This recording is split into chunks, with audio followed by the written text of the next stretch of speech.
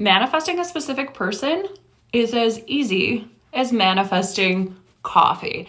And I know some of you are going to be like, but Maria, that's not true. Coffee is like a thing, and my specific person is a person with feelings and emotions. That doesn't matter. There are limitless versions of you and limitless versions of your specific person and limitless versions of timelines with so many alternate changes that you can't even wrap your mind around. Think about it when you go into Starbucks and you order a coffee, right? You got a choice from lattes, you can get an espresso, you can get a caramel macchiato, you can get a frappuccino, you can get literally any kind of drink you want. You can do one of those unicorn drinks, you can make your own matcha drink. It's endless, right? Like you can add caramel, you can add honey, you can get oat, you can get almond, and you can get coconut. That's exactly how it comes to your manifestation. You can tailor it to whatever the hell you want.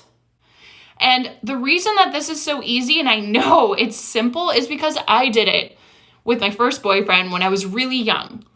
When I was 17, I met this guy, I fell in love with him, and the crazy part was, at the time, he had a girlfriend. I remember when I met him, and I'll never forget this, we were at a restaurant, and I remember seeing him for the first time, and my heart dropped. I'm just like, who is this gorgeous man? And I want to know his story. So I get introduced. Hi, my name is... Hi, I'm Maria. And then he starts talking about his girlfriend. Literally, my heart dropped. I was so annoyed, but honestly, in the moment, I didn't let it bother me because he had a really cute cousin. So I kind of flirted with him and didn't think too much of it, honestly. I mean, I was 17. Like, when you're 17, you're like, okay, this guy's not available. I've got this guy. But in the back of my mind, I always had him on my mind. So the crazy part was me and his cousin continued to flirt, but nothing ever really happened other than us like hanging out at like a concert back in the day. So I unintentionally would always fantasize about him. Like, I'd start living in the end. And at one point, I even met his girlfriend, okay? It's like, hi, I'm Crystal, and hi, I'm Maria. Nice to meet you. I remember we all used to hang out at this pool hall when we were young. It was like the place to be. I remember the day I met her, I was so annoyed. But at the time, I was actually dating one of my first boyfriends who was a nice guy, but he wasn't completely what I wanted. You know, there was that something missing. Like, I liked being with him, but he wasn't like the perfect concoction of what I wanted a man to be.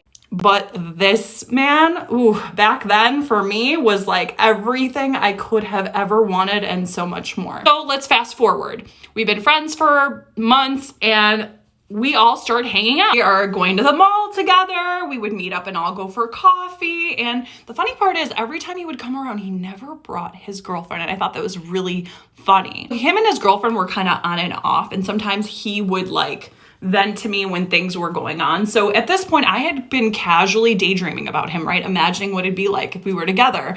And this one time, he met up with me and my girlfriend. It was like by her house. And we just hung out on her porch and talked for hours.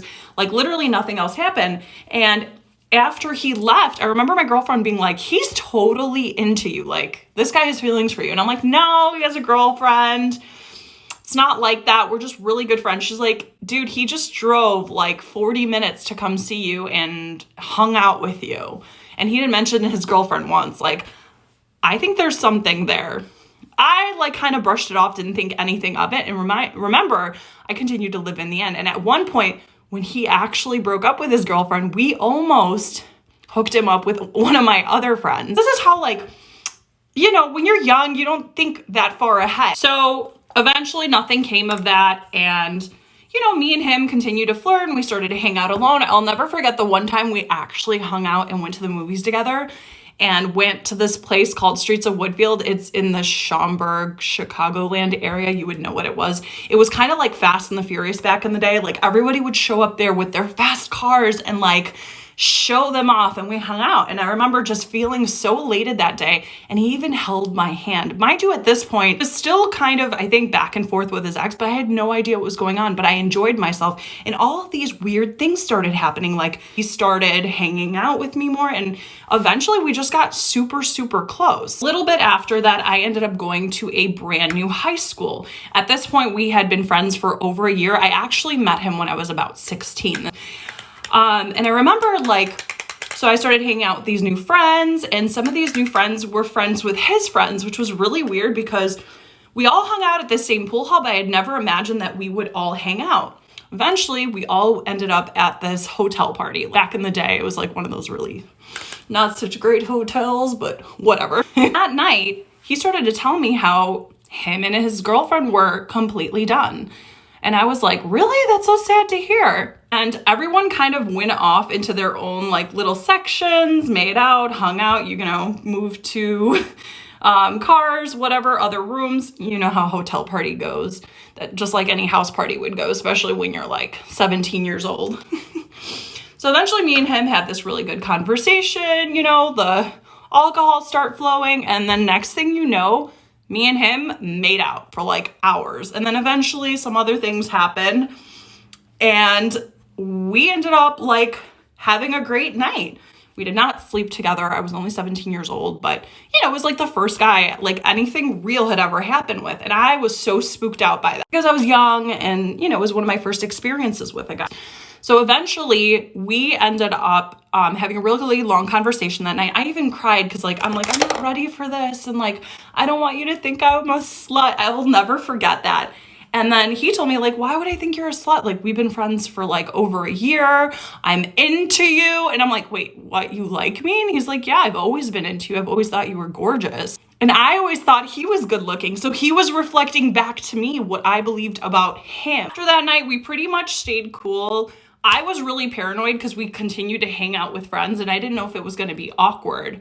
And the funny part is I ended up calling him like maybe a couple days later. I knew I was going to run into him at that pool hall we would all go to. And I was like, oh crap, I don't want things to be awkward. I want us to stay friends. Let him know like, hey, like, regardless of what has happened, I don't want anything to change. I hope we can stay cool and stay friends. Like, I hope that's not an issue. And he's like, yeah, we're good. Like, don't even worry about it.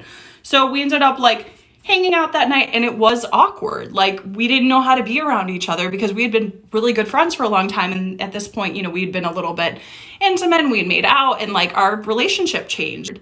And it was one of those things. It was like a make or break thing, right? And I trusted my intuition, and this is how the bridge of incidents led to us dating. So that night we hung out, you know, we did the best of it, meaning like things were a little awkward, but we worked it out. Like, we were cool, we talked. And later that night, I actually called him, and I was just like, hey, like, can we talk? Like, I don't want things to be weird between us. It just seems like, you know, things were a little off. And he's like, yeah, I got that. And I told him, I was like, you know, I want us to stay friends. I don't want things to get awkward. And he's like, well, they don't have to. And I'm like, what do you mean we don't have to? And he's like, well, we don't have to stay friends if you don't want that, because that's not what I want. I was not expecting this from him. And mind you, at this whole time, I'd been like fantasizing living the end of us being together. And I'm like, well, I don't want that either. And in that moment, we started dating. And then eventually he became my boyfriend. And we dated for a long while until I created a third party. And that's a completely different story for another day. And I'll tell you how I manifested him back without even knowing Neville, Goddard, or law of assumption. But it's all worked out because I was living in the end and allowed myself to entertain that version, right? To freely think about him with no restraints and just get into my heart space and just enjoy that reality in my mind. Moral of the story is, it does not matter how many obstacles are in your way. It does not matter if they're with someone, or if you tried to date their cousin or whatever, or their friend, even though I never even dated them. People will move in the 3D reality, even the friend that you tried to hook them up, because that's how shit works. Your only job is to live in the end until you get what you want. Period.